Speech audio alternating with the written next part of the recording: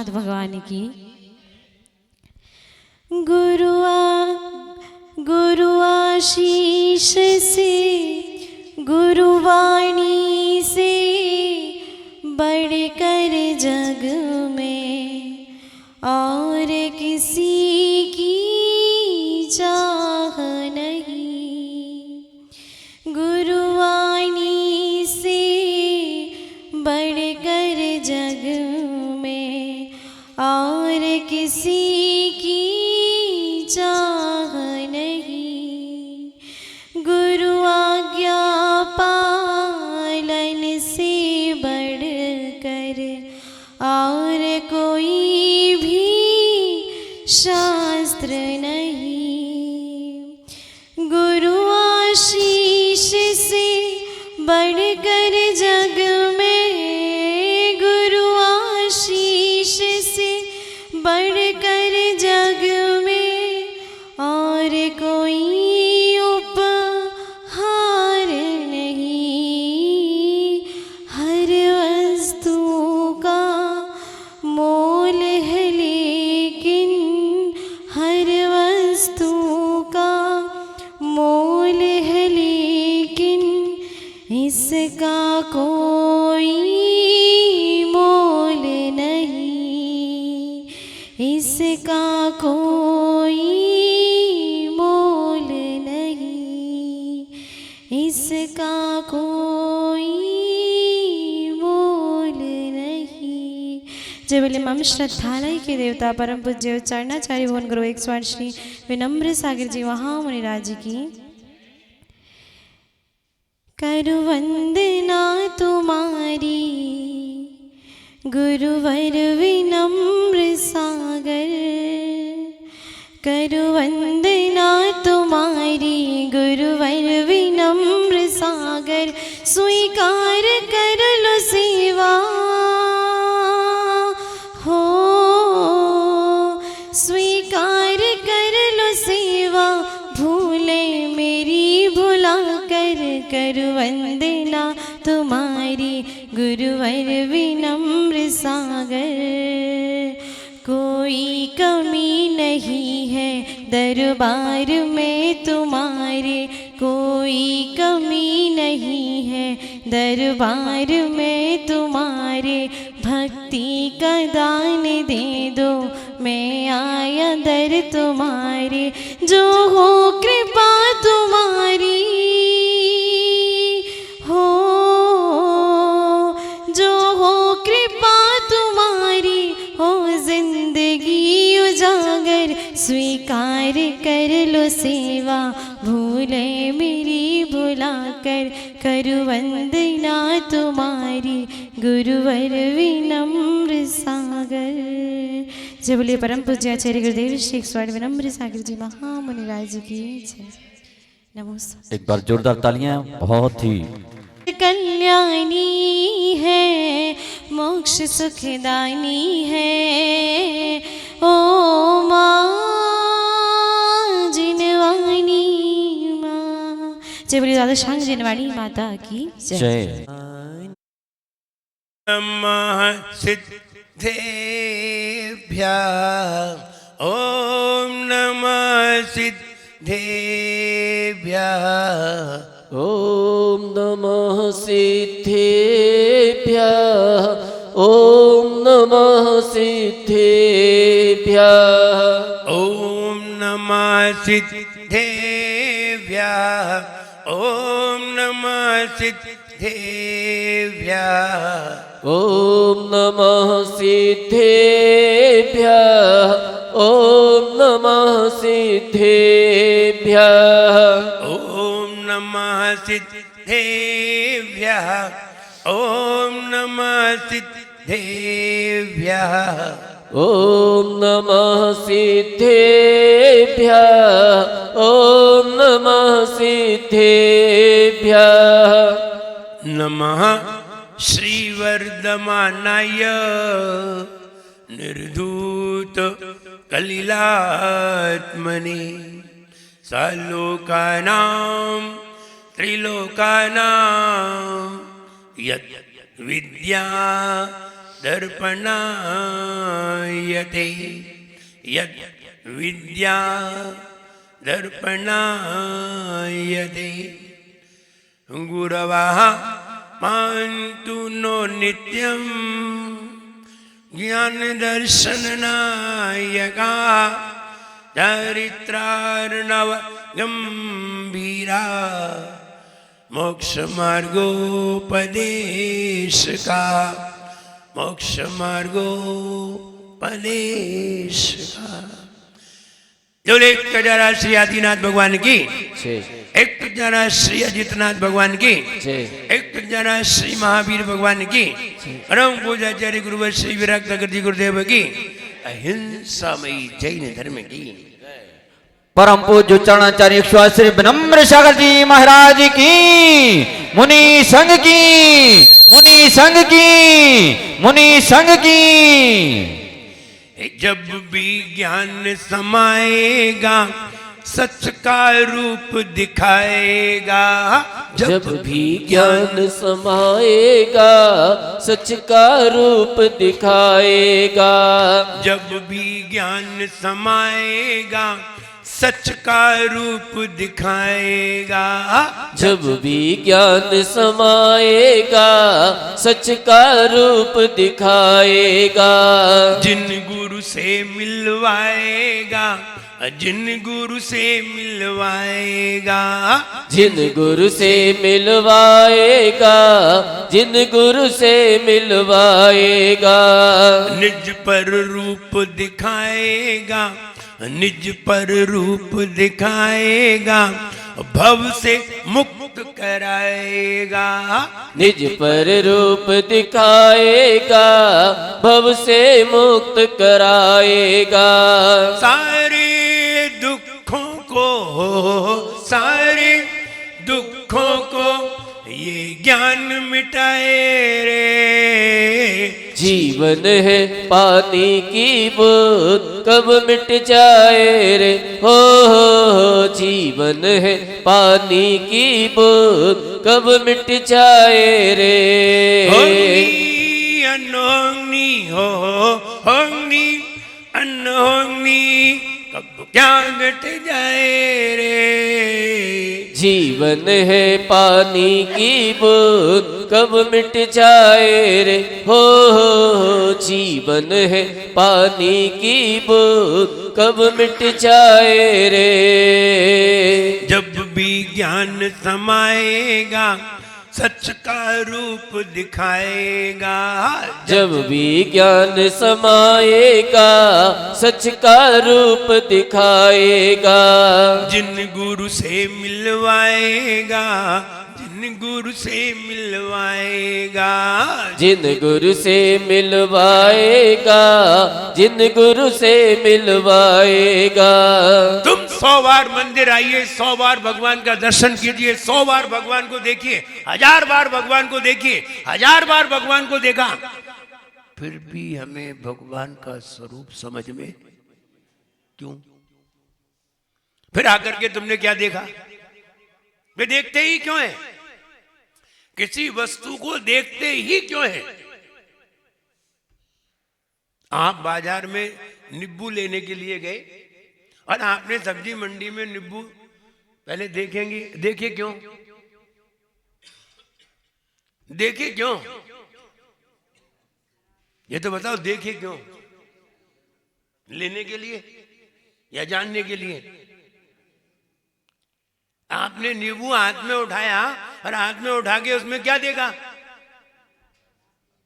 देखा कि नहीं? क्यों देखा? जानने के लिए। जाना क्यों? पाने के लिए। जाना क्यों? पाने के लिए। भगवान को देखा कि नहीं?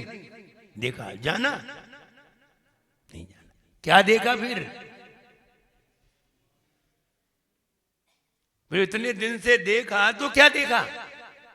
अरे नींबू लेने के लिए गए थे तो काहे के लिए? क्यों देखा था? जानने के लिए। जाना क्यों था? पाने के लिए। और भगवान को इतने बार देखा और अभी तक नहीं जान पाए। कहीं ना कहीं गलती तो रह गई, या तो हम ढंग से देख नहीं पाए। जिस तरह देखना चाहिए था तो देख नहीं पाए, और जिस तरह देखना चाहिए थे देख नहीं पाए, इसलिए जान नहीं पाए। इसलिए भगवान को देखा नहीं जाता, जो देखा जाता है उसको जाना जाए ये जरूरी नहीं है। तुम दुनिया देखते हो, यहां से वहां तक चले जाते हो देखते हुए, कितनी सारी बिल्डिंग देखते हो, तो मालूम है कौन सी बिल्डिंग कौन से रंग की है? नहीं मालूम। यहां से वहां तक पूरी रास्ता भर देखते जाते हो। देखना जानने के लिए है, ये भी बात नहीं बनती। तुम्हारी नजर से बहुत सारी गाड़ी गुजरती है, बहुत सारी कार गुजरती है, तुम बताओ तुमने कौन कौन सी कार देखी? नहीं मालूम, और देखी बहुत है। जिसे देखते हैं उसे जानते हैं ये जरूरी नहीं, लेकिन जब भी जानते हैं तो देख करके ही जानते हैं, बिना देखे जानते नहीं। बस जहां उपयोग लगाते हैं, जहां मन लगाते हैं, जहां अपनी खोपड़ी वहां लगा देते हैं, बस वो जान लेते हैं। और जहां अपना मन वहां नहीं लगाते वो चीज नहीं जान पाते। आप जाइए बाजार से निकलिए, हम पूछेंगे कौन कौन सी कार मिली थी तुम्हें, आप नहीं बता पाओगे। अभी बता सकते हो? अभी भी नहीं बता सकते। तो कितनी कार मिली थी ये भी नहीं मालूम, क्योंकि वहां हमारा उपयोग नहीं था। आंखों से बहुत सारी चीजें निकल जाती हैं, कहां ध्यान देता है। लेकिन जहां उपयोग लग जाता है वो चीज याद रहती है, जब उपयोग नहीं लगता है तो चीज याद नहीं रहती। देखते तो बहुत कुछ है, न जाने क्या क्या देखा है तुम। भोपाल में ही थोड़ी रहे हो, न जाने बाहर कितने बार गए हो और क्या क्या देखा है, कुछ भी याद नहीं है कि क्या क्या देखा है। लेकिन जहां उपयोग लगा दिया जाता है उसको जानते हैं। ज्ञान, पहली बात क्या थी? जब भी ज्ञान समाएगा सच का रूप दिखाएगा।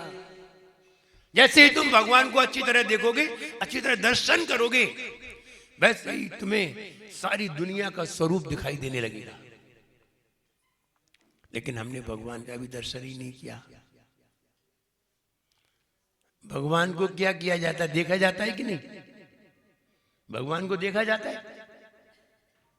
नवीन चंद जी, भगवान को देखा जाता है कि नहीं? नहीं, भगवान को नहीं देखा जाता, भगवान का दर्शन किया जाता है।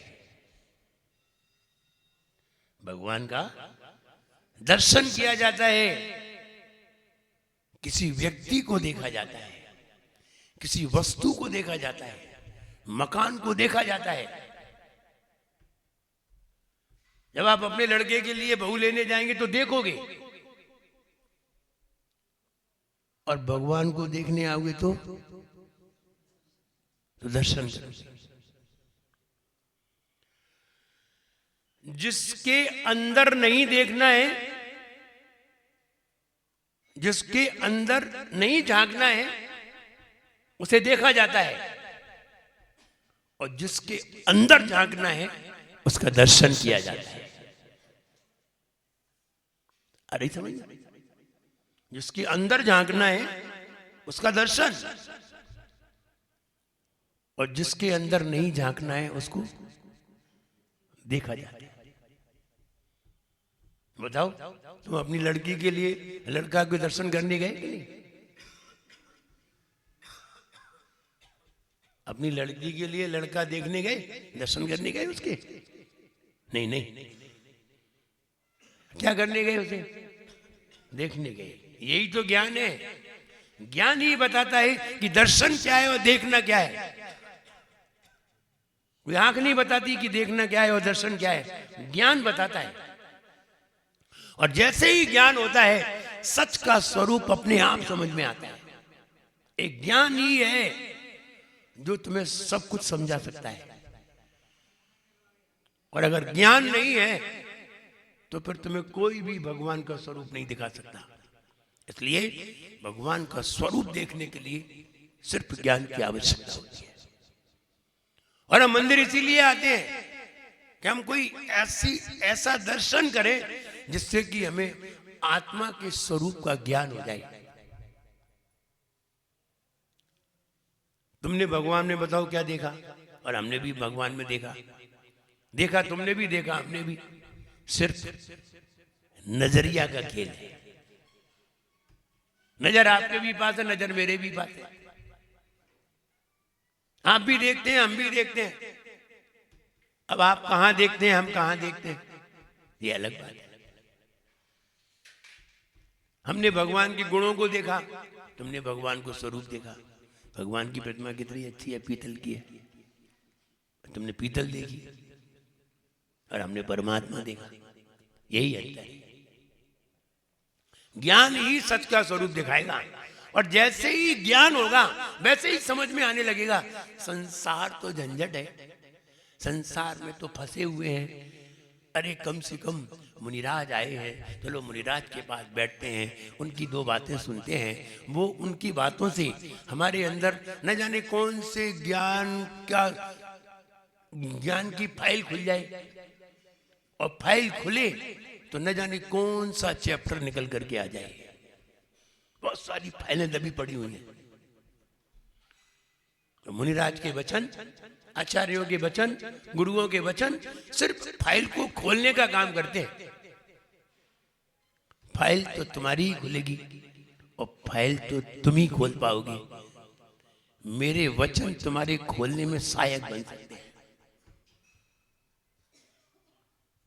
वचन खोलने में सहायक बन सकते हैं, लेकिन खोलना तो तुम्हें ही पड़ेगा।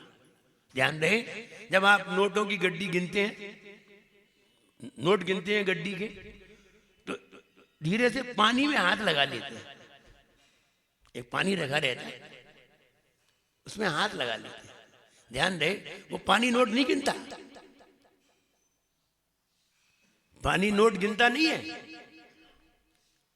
लेकिन पानी से डबल नहीं हो पाते। ये जरूर फायदा होता है। ऐसे ही मेरे वचन तुम्हारी फाइल खोल सकते हैं, लेकिन अगर तुम खोलने के लिए तैयार हो तो, वरना नहीं। सूरज कहते हैं ना, जब महावीर अष्टक पढ़ते हैं, यदि ये चैतन्य मुकुर एव भावाश्चिदचिता तमम भान्ते द्रव्य व्यय जनि लसंतोन्तरहिता जगत साक्षी मार्ग प्रकटन परो भानुरिवयो। हे भगवान, आप भानु के समान हैं, सूर्य के समान हैं। सूर्य सारी वस्तुओं को प्रकाशित करता है, सूर्य सारी वस्तुओं को रोशनमय कर देता है, लेकिन तुम्हें दिखाता नहीं है, सिर्फ प्रकाशित करता है, दिखाता नहीं है तुम्हें। तुम्हें दिखाती है तुम्हारी आंख, वो तो प्रकाशित कर देता है। अंधेरे में वस्तु दिखाई नहीं देती, तो सूर्य तो सिर्फ प्रकाशित करता है। अगर आपने अपनी आंख नहीं खोली है तो सूर्य कितना भी प्रकाश करे तुम्हें कुछ भी दिखाई नहीं देगा। तुम्हारी आंख से ही तुम्हें दिखाई देगा, और तुम अपनी आंख खोलोगे तभी दिखाई देगा। और सूरज अगर आ भी जाए, उसने पूरी दुनिया को प्रकाशित कर दिया। जगत साक्षी, जगत को साक्षात करने वाले, जगत साक्षी मार्ग प्रकटन परो, और मार्ग को प्रकट करने वाले, मार्ग को प्रकट करने में, जगत को साक्षात करने में आप सूर्य के समान हैं। महावीर स्वामी, वे महावीर स्वामी मेरे नयनों के सामने हो गए। लेकिन कब है? जब हम अपनी आंख खोलें तब। ये दुनिया दिखाई कब देगी? सूर्य से कि तुम्हारी आंख से? आंख से। लेकिन सूर्य प्रकाशित ना करे तो तुम्हें दुनिया भी दिखाई, भले ही अपनी आंख लिए रहो, खोले रहो, बैठे रहो, अमावस की रात हो और ऊपर छत पे निकल जाओ, देखो सारी बिल्डिंग, कितनी बिल्डिंग है, एक भी दिखाई नहीं देगी। आखिर तुम्हें सूर्य की आवश्यकता पड़ेगी। और जब तक सूर्य प्रकाशित नहीं करेगा तब तक तुम्हारी आंख देख भी नहीं सकेगी। ऐसे ही गुरुओं के वचन हमारे कान में पड़ते हैं तो हम अपनी फाइल खोलने के लिए तैयार हो जाए तो तुम्हारी फाइल खुल सकती है,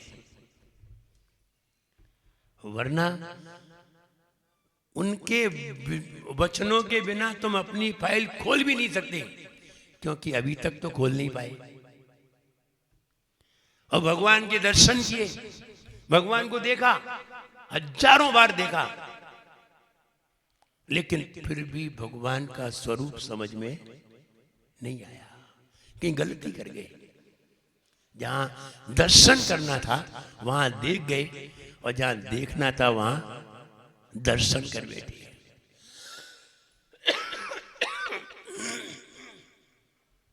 संसार की वस्तुएं देखी जाती हैं, अंतरंग की वस्तु का दर्शन किया जाता है। मुनिराज को देखने आए, मुनिराज को देखा कि नहीं? मुनिराज के दर्शन करने आए थे। क्यों दर्शन करने आए थे? हमें यह जानना था इनको ऐसा कौन सा ज्ञान हुआ, इन्हें ऐसा कौन सा अनुभव हुआ जिससे ये निर्भीक होकर के निर्ग्रंथ बने बैठे हुए हैं। बस ये जानना है, इसे ही दर्शन कहते हैं। और तुम आए उदक चंदन तंद, बस निपट गए। देख ही नहीं पाएगी भीतर कैसे हुए, आप कैसे मुनि बने। कोई हमें बताइए, तरीका बताइए, आप कैसे आपने संयम को धारण किया। हमसे तो एक किराए का मकान भी नहीं छूट रहा है। तुम अपना इतना बड़ा मकान छोड़ करके आए, कैसे आए? हम तो नौकरी के लिए घूम रहे हैं, है ना, नौकरी के लिए घूम रहे हैं, और आप नौकरी छोड़ करके आए। आश्चर्य। तो ये सोचो, आपको ऐसी कौन सी चीज मिल गई जिससे आपने सारी दुनिया को छोड़ करके बैठे हुए। ठंडी में ठंड से, गर्मी सहन करते हैं, फिर भी आप मजे में रहते हैं। हाँ, ये तो बात सही है। तुम्हें जरा सी गर्मी लगे तो पसीना आ जाता है, पसीना क्या आ जाए, खोपड़ी खराब हो जाती है, दिमाग चढ़ जाता है, और महाराज फिर भी प्रसन्न रहते हैं। सर्दी में घूमते हैं फिर भी प्रसन्न रहते हैं।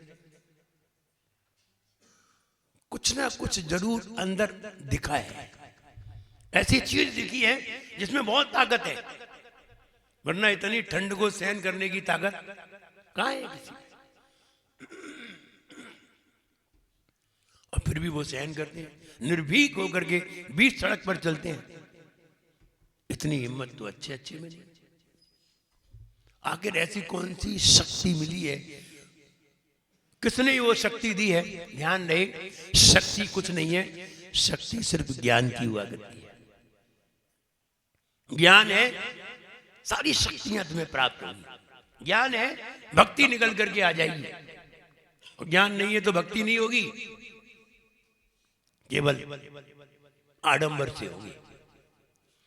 भक्ति हृदय में आती है, गुण से प्रीति कराती है। भक्ति हृदय में गुण से प्रीति कराती है, पुण्य महान दिलाती है, पुण्य महान दिलाती है, पुण्य महान दिलाती है, पुण्य महान दिलाती है। देखिए वही पुण्य है, वही आप पूजन कर रहे हैं। पूजन में भक्ति नहीं है तो वही पूजन तुम्हें 20 से 30% पुण्य देगी। और उसी पूजन में भक्ति उमड़ जाए तो वही पूजन 90 से 99% पुण्य देगी। अगर पूजन में भक्ति उमड़ जाए, और एक पूजन होती है और एक भक्ति होती है। अब हम पूजन को श्रेष्ठ माने कि भक्ति को? किसे श्रेष्ठ माने? किसको? भक्ति को। भक्ति को श्रेष्ठ माने। भक्ति पूजन से बिल्कुल अलग है। पूजन से भक्ति बिल्कुल अलग है। पूजन करने वाले स्वर्ग तक जा सकते हैं, इससे ऊपर नहीं। भक्ति करने वाले मोक्ष जा सकते हैं। भक्ति मुक्ति, भक्ति मुक्ति दातार, भक्ति मुक्ति देने वाली है। पूजन में कहीं नहीं लिखा कि पूजन तुम्हें मुक्ति देगी, नहीं लिखा, कहीं नहीं लिखा। पूजन का तो नाम ही नहीं आया। मुक्ति के संबंध में पूजन का कहीं भी नाम नहीं है। किसका नाम है? भक्ति का। विचार करिए, भक्ति को उन्होंने मुक्ति का कारण मान लिया है और पूजन को मुक्ति का कारण। अपन देखते हैं आहार देते हैं, मुनिराज को आहार देते हैं, और आहार देते हैं और आहार में तुमने क्या दिया है? 2 रोटी ही तो दी है। कितनी? 2 रोटी ही तो दी है, वो भी सूखी, बिना घी की। वो तो कैसी भी। आपने 2 रोटी दी है, 2 रोटी के बदले में कितना फल मिलना चाहिए? बताइए, कितना फल मिलना चाहिए? आपने 2 दिए हैं मुनिराज को, तो तुम्हें कितनी रिटर्न में कितनी आनी चाहिए? बताइए। 2000, 2 लाख, 2 करोड़, कितनी है? जानते हो अनंत कितना होता है? नाम सुन लिया है अनंत।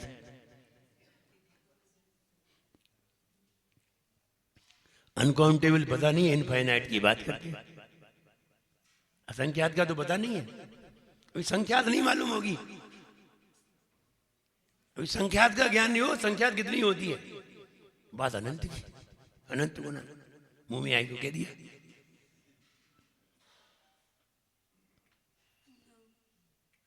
मुझे याद आता है एक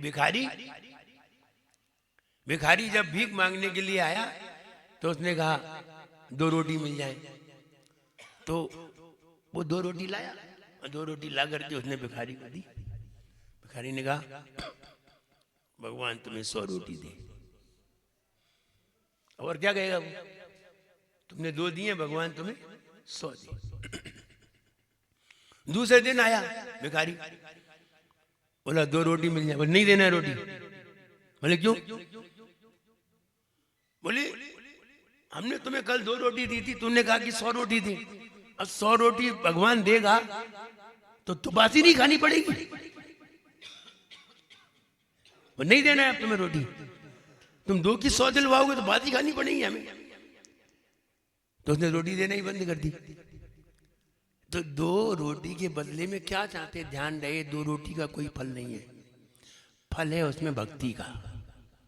जो तुमने जब महाराज निकले और तुमने हे स्वामी नमोस्तु नमोस्तु, भक्ति देखिए। 2 रोटी तुम भिखारी को भी दे सकते, ले जा,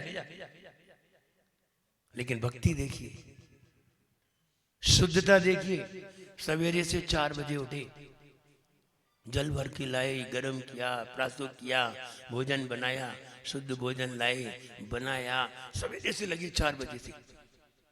और एक दिन पहले से काम चालू, बाल बांधा, शुद्धि की, सब चीजें हटाई, सोफा सेट हटाया, सब हटाया, साफ किया। एक दिन पहले से चालू। और एक दिन पहले से सामान एकत्र किया। मन में क्या है? एक दिन पहले से आहार देना है, आहार कराना है, बस। आगे सब बातें नगण्य हो गई, आहार कराना है। जो आहार कराना है, अब उसमें भक्ति देखिए। आप आए, पड़गान किया, कितनी दूर से चल के आए, और सब लोग तुम भी चलो, तुम भी चलो, तुम भी चलो। जितने ज्यादा लोग होंगे उतनी जल्दी विधि मिलेगी। तो सब लोगों को एकत्र किया, फिर बड़गान किया भक्ति भाव से। फिर देखो तो तुम, हे स्वामी, क्या आवाज निकलती है। और जब शुद्ध भोजन नहीं बना हो तब मुंह से आवाज निकाल के दिखाओ, नहीं निकलेगी।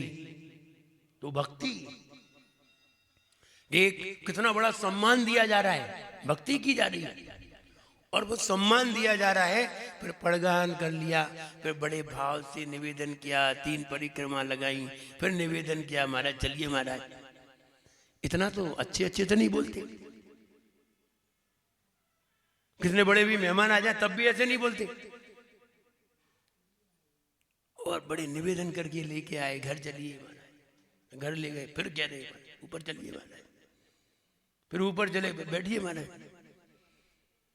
अब कितना निवेदन कर रहे हैं, अब फिर भी पांव धुलाए, पूजन की, और फिर थाली दिखाई, फिर हाथ जोड़ रहे शुद्धि, फिर कह रहे महाराज लो महाराज, महाराज नहीं लेना है, नहीं ले लो महाराज, ले लो। ये जो विनय, विवेक, भक्ति, सम्मान, ये इतने सारे कार्य केवल एक आहार देने में हो गए। फल इसका है, 2 रोटी का नहीं। इसमें इतने कार्य हो गए ना, फल इसका है और किसी का नहीं है। वो व्यक्ति था, उससे कहा कि वो पेट में गैस बहुत बनती है। उसने कुछ नहीं, ये एक रूमाल ले जाओ, ये रूमाल अपने माथे के पसीना से भिगो देना है, और जब ये 3 बार निचोड़ लोगे तो तुम्हारी पेट में गैस नहीं बनेगी। अब पसीना से गैस का क्या संबंध? पसीना से गैस का क्या संबंध? लेकिन जब पसीना निकलेगा ना, सारी गैस निकल जाएगी, अपने आप सही हो जाओगे। तो तरीके तो ऐसे ही हम जब आहार देते हैं तो इतने सारे कार्य हमारे हो जाते हैं। फल इसका है। आप रैयन साहब में पढ़िए, कुंद कुंद भगवान ने क्या लिखा है। आहार देने वाले व्यक्ति के मकान के महल बन जाते हैं, छोटे से मकान के महल बन जाते हैं। आहार देने वाले व्यक्ति बुद्धिमान हो जाते हैं, बुद्धिमान होशियार हो जाते हैं, ज्ञानी हो जाते हैं। ये कहा आहार देने वाले केवल ज्ञान प्राप्त कर लेते हैं। अब क्यों कहा आहार देने से केवल ज्ञान का क्या संबंध है? आहार देने वाले को रत्नत्रय की प्राप्ति हो जाती है। एक बार पूजन करने वाले को रत्नत्रय की प्राप्ति हो यह जरूरी नहीं है, लेकिन आहार देने वाले को रत्नत्रय की प्राप्ति हो जाती है। आहार देने वाला एक दिन महाराज जरूर बन जाता है, मुनिराज जरूर बन जाते हैं। पूजन करने वाले महाराज बने ये जरूरी नहीं, आहार देने वाला बन जाएगा, क्योंकि आहार देने वाले ने रत्नत्रय की आराधना की है और तुमने रत्नत्रय की आराधना नहीं की। उसने रत्नत्रय की आराधना की, इसलिए रत्नत्रय प्राप्त हो जाता है। और हम पूजन ही करते रहते हैं, रत्नत्रय की भावना बात ही नहीं। इसलिए ज्ञान जब भी आता है तब तुम्हें सच का रूप दिखाएगा। जैसे ही ज्ञान होगा तुम्हारे मन में भाव आएगा मंदिर चलना चाहिए। और जब तक ज्ञान नहीं होगा लाख कहते रहो। तुम अपने बच्चों से कह के देख लो, छुट्टियां हैं, बच्चे इधर उधर होंगे, ऐसा नहीं है नहीं होंगी, और जाने कहाँ कहाँ गए होंगे, लेकिन मंदिर ज्ञान ही नहीं। इसलिए ज्ञान जरूर होना चाहिए, भक्ति जरूर होना चाहिए। वही भक्ति समोच शरण लगा करके आपके अंदर पैदा की जा रही है। देखिए बढ़िया चिंतन सुनिए। जब कभी समाज में कोई धार्मिक आयोजन हुआ करता है तो समाज में ऐसी व्यवस्था करते हैं, मंदिर में ऐसी व्यवस्था करते हैं, जैसे पंचकल्याणक होना है अथवा अभी शंकराचार्य में विधान हुआ, अब अथवा कोई बड़ा विधान हो रहा है, पंचकल्याणक हो रहे हैं। अब देखिए पंचकल्याणक हो रहे हैं तो पंचकल्याणक में कुछ लोग ऐसे होते हैं जो सौधर्मेंद्र, चक्रवर्ती आदि बनते हैं। कुछ लोग होते हैं वो भगवान की पूजन करते हैं, हवन करते हैं, विधान करते हैं। कुछ लोग होते हैं प्रवचन सुनने जाते हैं। कुछ लोग होते हैं वो सब खेल तमाशा देखने जाते हैं। कुछ लोग होते हैं खाने जाते हैं।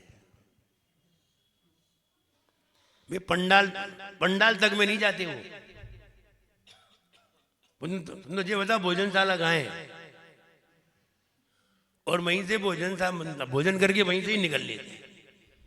ऐसे भी होते हैं कि नहीं? होते हैं। कुछ लोग ऐसे होते हैं, ये पंच कल्याणक हुआ है, मेला लगा हुआ, चलो रेंट झूला है, झूला झूला है, कुछ लोग झूला झूलाते हैं। सब तरह के लोग होते हैं। ऐसा ही समूह शरण होता है। समूह शरण में कुछ लोग ऐसे होते हैं, खेल तमाशा ही देखने जाते हैं तो तीसरी भूमि पे जाके अटक जाते हैं। कुछ लोग होते हैं खाने पीने के लिए जाते हैं, चौथी भूमि पे जाके अटक जाते हैं। कुछ लोग जाते हैं आराम करने के लिए जाते हैं, वो घर में बैठे तो काम में, वहां आराम है तो वहां जाके आराम से बैठ जाते हैं। लेकिन जो लोग भगवान को देखने आते हैं वे इन कामों में नहीं लगते, वे सीधे भगवान की आराधना करने जाते हैं। ये समूह शरण की बात है। ऐसे ही अब समूह शरण विधान हो रहा है। कुछ लोग तो देखने ही आएंगे, कुछ लोग भोजन रखा होगा तो आएंगे, नहीं तो नहीं आएंगे। भोजन की व्यवस्था हो सबकी, चाहे हम विधान में बैठे चाहे ना बैठे, भोजन की व्यवस्था हो तो आएंगे। ऐसे भी लोग होंगे, क्योंकि सभी लोग देखने में आते हैं। और कुछ लोग ऐसे होते हैं जो कहते हैं नहीं तो हमें तो भगवान की आराधना करनी है, हम तो भगवान की पूजन करेंगे, वे ड्रेस में आएंगे। कुछ लोग ऐसे होंगे कि हम पात्र बन के भगवान की आराधना करेंगे, वे सबसे आगे बैठे होंगे, वे अभिषेक करेंगे। कुछ लोग ऐसे होते हैं हम अभिषेक करेंगे। तो सब तरह के लोगों की पहचान हो जाती है। सब तरह के लोगों की अपने आप पहचान हो जाती है और इससे पता चल जाता है कि इनके खाते में कितना पुण्य है, इनके खाते में कितना पुण्य है, सब पता चल जाता है। तो हम बता रहे थे कि आपके खाते में कितना पुण्य कैसे पता करें, ये बात याद आ गई, ये भी बताई देते हैं। इंतजारी ना करेगी मौत आएगी, मौत आएगी,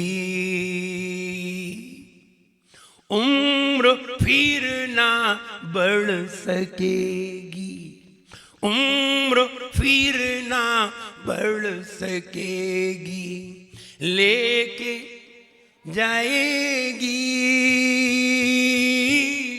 लेके जाएगी। पाक था गम यही, गम यही, ये जिंदगी गमगीन कर गया मेरा जीवन।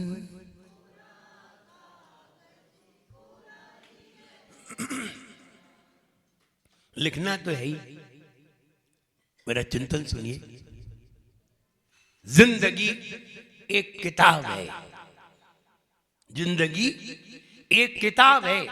हर व्यक्ति अपनी अपनी कॉपी के पेज लेकर के आया है। बाजार में जाइए, पुस्तक की दुकान पर खड़े होइए और उससे वो आपसे पूछेगा क्या चाहिए, तुम कहोगे कॉपी चाहिए, कितने पेज की,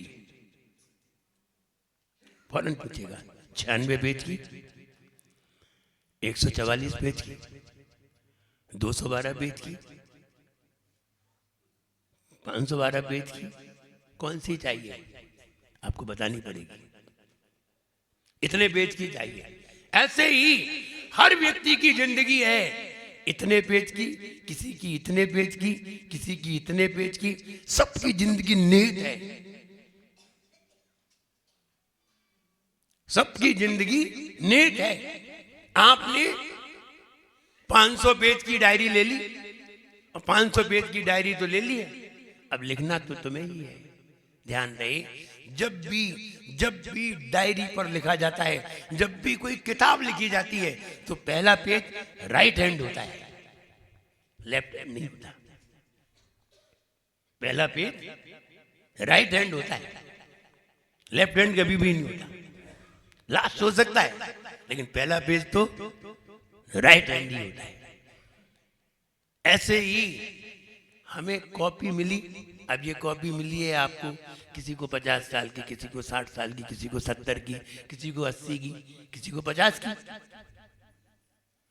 सभी को अलग अलग अपनी अपनी कॉपी लेकर के आए हैं। प्रतिदिन पेज खुलता है और लिखा जाता है।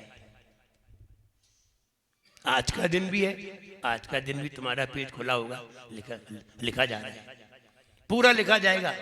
आप भले ही अपने जीवन की कॉपी ना बनाएं, लेकिन आपकी कॉपी पर सब लिखा जा रहा है कि आपने सवेरे क्या किया, सवेरे आपने क्या किया, फिर आपने क्या किया, सब लिखा जा रहा है।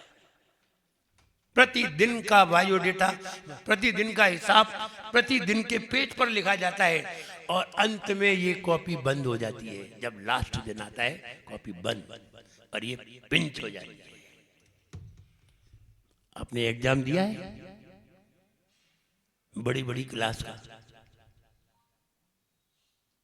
जैसे बीएससी, बीकॉम, एमकॉम। जब आप एग्जाम देने जाते हैं और एग्जाम के बाद जब आपकी कॉपी आती है, पिंच हो जाती है, बंद होकर के जाती है, ओपन होकर के नहीं जाती। और वही खोलता है जो कॉपी जांचता है, वहां खुलती है जाकर के, जहां से बंद हो जाती है। ऐसे ही जब अपनी जिंदगी पूरी हो गई तो ये कॉपी क्या होगी, बंद होगी और ये कॉपी पलट जाएगी। कैसी हो जाएगी, ऐसी थी अब ऐसी हो जाएगी। जो राइट हैंड था, जो राइट हैंड पेज था, जिस पेज पे तुमने लिखा था, अब वो किधर आ जाएगा, अब किधर आएगा, लेफ्ट पर आ जाएगा। अब अगर लेफ्ट पर तुम्हारे जो लिखा होगा, आज तुम मंदिर गए थे, आज तुमने मंदिर में 100 रुपया डाले थे, आज तुमने मुनिराज को हार दिया था, आज तुमने विधान में पूजन की थी, आज तुमने 1000 रुपए दान में दिए थे, ये सब लिखा होगा। और जिस दिन लिखा होगा, जिस पेज पर लिखा होगा, तो राइट हैंड के पेज पर तुम्हें वो प्राप्त हो जाएगा, सब मिल जाएगा। 100 रुपया तुमने मंदिर में डाले थे, जिले 1000 रुपया, उस दिन 1000 रुपए इनकम होगी। तुमने 1100 रुपए और दान में दिए थे, जिले 11000 रुपया फौरन मिलेंगे। अगर तुम्हारी कोई दुकान नहीं खुली है, दुकान है ही नहीं, अब तुम्हें कहां से मिलेंगे, पड़े मिलेंगे रास्ते में, कहीं से भी मिलेंगे, क्योंकि तुमने दिए थे। तब ये बात सिद्ध होती है, देना दूना करना है, लेना ऊना करना है, देना दूना करना है, लेना ऊना ऊना माने कम, लेना ऊना करना है, करनी का फल भरना है, करनी का फल भरना है, दिए बिना नहीं मिलता है, किए बिना नहीं मिलता है। तो जैसा करोगे वही मिलना है। अब तुमने दिया है, मिलेगा। और जिस दिन तुमने दिया नहीं, कुछ भी नहीं दिया, तो मंदिर गए तो मंदिर की तरफ उठा के चढ़ा दी, हाथ में भी नहीं ले गए। क्या दिया था तुमने, अब खोल के बैठ गए दुकान, बैठे रहो, ऐसे मक्खी भगाते रहो, कोई ग्राहक नहीं आया। और कभी तुमने किसी की जेब से 100 रुपए निकाल लिए, किसी की जेब से निकाल लिए, भूल गया, आप ट्रेन में जा रहे थे सफर में, वो अपना बटुआ भूल गया, 100 रुपए गिर गए, तुमने पांव रख दिया उसमें, पांव रख करके जब वो चला गया तो उसको जेब में रख दिया। लिया कि नहीं, किसी का लिया है, वो भी लिखा आएगा, आज तूने 100 रुपये की चोरी की थी। अब तुम्हारी जेब से 1000 जाएंगे, अब तुम्हारी जेब से 1000 जाएंगे। नहीं, हम दुकान ही नहीं है हमारी, जाएंगे कैसे, तो भी जाएंगे। कैसे जाएंगे, चलो हम बताते हैं। तुम ऊपर से सीढ़ी से उतरोगे, खिसक जाओगे, फिर तुम्हें यहां चोट आई, डॉक्टर पे जाओगे, 2000 रुपए लगे, गए, तुम्हारी जेब में नहीं बचेंगे, क्योंकि तुमने किसी दूसरे की जेब से निकाली है, तुम्हारी जेब में नहीं बचेंगे। जब भी तुम्हारी जेब से कोई नुकसान हो तो समझ लेना चाहिए ये पेज वही खुला है, और जब भी तुम्हें इनकम हो तो समझ लेना चाहिए ये पेज वो खुला है जब हमने कुछ किसी को दिया है। इसलिए भगवान की आराधना रोज करो। और ये भी बताना चाहते हैं, आप भगवान का अभिषेक करते हैं? कितने लोग अभिषेक करते हैं? हाथ ऊंचा करिए, नीचे कर लीजिए। अभिषेक करने से कभी धन नहीं मिलता। क्या करें, कल से अभिषेक बंद कर दें? ये किसने कहा? अभिषेक करने से मन निर्मल होता है, मन सरल होता है, सहज होता है, निर्मल होता है, क्योंकि हम किसी निर्मल परिणति वाली परमात्मा की मूर्ति के सामने खड़े हुए हैं। और हमने कहा था 2 जगह सबसे अच्छे परिणाम होते हैं। कहाँ? एक तो मुनिराज को आहार देते समय, और एक भगवान का अभिषेक करते समय। 2 जगह बहुत अच्छे भाव होते हैं, इससे बढ़िया भाव कहीं नहीं होते। कुछ भी कर लो, इससे बढ़िया भाव नहीं होते कहीं। अब आपने अभिषेक तो किया तो मन कैसा हुआ? सरल, निर्मल। अब अभिषेक करने के बाद कुछ दान करिए। तभी आचार्यों ने कहा दानम पूजा मुखम, पूजा भी करो और दान भी करो। दान क्यों किया?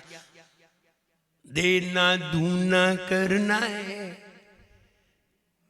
और लेना ऊना करना है। और जैसे ही तुमने 100 रुपए डाले तो तुम्हारे खाते में 1000 रुपए अपने आप आ गए। इसलिए भगवान का अभिषेक भी करो और एक 100 का नोट मंदिर में भी डाल दो। पर देखो, अपने आप घर में बरकत होती चली जाएगी, अपने आप व्यापार की वृद्धि होती चली जाएगी, क्योंकि हमने दान भी किया है और मन को निर्मल भी। दोनों काम करिए। इसलिए हम ये कहना चाहते हैं कि हर किसी के पन्ने पर, पेज पर लिखा हुआ है कि तुमने क्या किया है। हर दिन रोज करिए, 2 काम रोज करिए, एक नहीं 2। एक, इस जीवन में हम खुश रहें, ऐसा काम करिए। एक वो जो अगले जीवन में हमें खुशी मिले। इस जीवन में खुश रहें, भगवान का गुणगान करिए। अगले जीवन में खुशी मिले, दान करिए। दान करोगे अगले जीवन की खुशी, और गुणगान करोगे तो इस जीवन की खुशी। 2 काम जरूर करिए सवेरे उठ करके। एक आज का दिन आनंद में गुजरे, एक कल का दिन खुशियों का आए। ऐसा काम करोगे तो निश्चित है ये विधान की रचना इसीलिए की गई है कि आप भगवान का गुणगान करें, आज का दिन खुशहाल बनाएं, आज के दिन में खुशी ही खुशी रहे। जब आप विधान करेंगे तो निश्चित है मन प्रसन्न रहेगा। शाम को आरती करेंगे, फिर शाम को प्रसन्न रहेगा। रात को खराब स्वप्न नहीं आएंगे, अच्छे स्वप्न आएंगे। स्वप्न भी कई तरह के होते हैं। एक ऐसा स्वप्न भी होता है कि अगर वो स्वप्न आ जाए तो सवेरे उठ करके 1 लाख रुपए मिलते हैं। वो वाला स्वप्न आ जाए तो क्या तुम्हें आ ही जा रहा है? हम बता दें तो क्या आ ही जा रहा है? नहीं, वही सोच के सोएंगे तो वही आएगा। ऐसा है ही नहीं। 1 लाख मिलने होंगे तब आएगा। जब तुमने दान किया होगा 10 या 11,000 का, तब वो स्वप्न आएगा। ऐसे फोकट में थोड़ी आएगा। और उसका उदय आ जाए तब वो स्वप्न आएगा, ऐसे ही थोड़ी आना है। इसलिए अगर वो स्वप्न आ जाए तो हम कभी कभी बता, जब ज्योतिष की बात आती है तब वो बात बताते हैं स्वप्न विज्ञान की, कि ऐसा स्वप्न आ जाए तो सवेरे उठ करके उसे 1 लाख रुपए मिलते हैं। बोले हाँ वही स्वप्न बता दो महाराज। अरे प्रवचन तो सब बेकार, इनसे क्या लेने देने। तो कहने का मतलब ये है कि हम भगवान की भक्ति में इतने रमे, इतने लगे कि हमारे मन निर्मल हो और दिन बहुत अच्छा गुजरे, कल का दिन बहुत अच्छा बने, इसलिए हम कुछ दान भी कर सकें। दान से कल का दिन अच्छा है और भगवान के गुणगान से आज का दिन अच्छा है, इसलिए आज को भी अच्छा बनाओ और कल को भी अच्छा बनाओ। यही समूह शरण विधान की विशेषता है। और हम तो ये कहते हैं सब बैठिए, आपको 10-11 बजे छोड़ देना है, अपने आराम से दुकान पे जाते हो तो 11 बजे बाद ही जाते हो, इसके पहले कोई नहीं जाता। और 8 बजे दुकान को खोल के करोगे ही क्या। और अगर यहाँ आराधना कर गए भगवान की तो ये तुम्हें एक दुकान अच्छी तरह खुलवा देंगे, और यहीं तुम मुंह फेर गए और कहीं उन्होंने मुंह फेर लिया तो बड़ी विडंबना हो जाएगी। इसलिए भगवान को अपनी तरफ मुखाकृत करिए, उनकी भक्ति करिए, गुणगान करिए और विधान में मन लगा करके शामिल होइए। छुट्टी के दिन है, बच्चों की छुट्टियां हैं, स्कूल की छुट्टियां हैं, सब फ्री है। ऐसे समय में हमें भगवान की आराधना कर लेना चाहिए, तभी हमारा जीवन मंगलमय होगा। मेरा सबके लिए खूब आशीर्वाद है, सब लोग खुश रहें, प्रसन्न रहें। जय बोलिए परम पूज्य आचार्य गुरुवर श्री विराट सागर जी गुरुदेव की। 1 मिनट का टाइम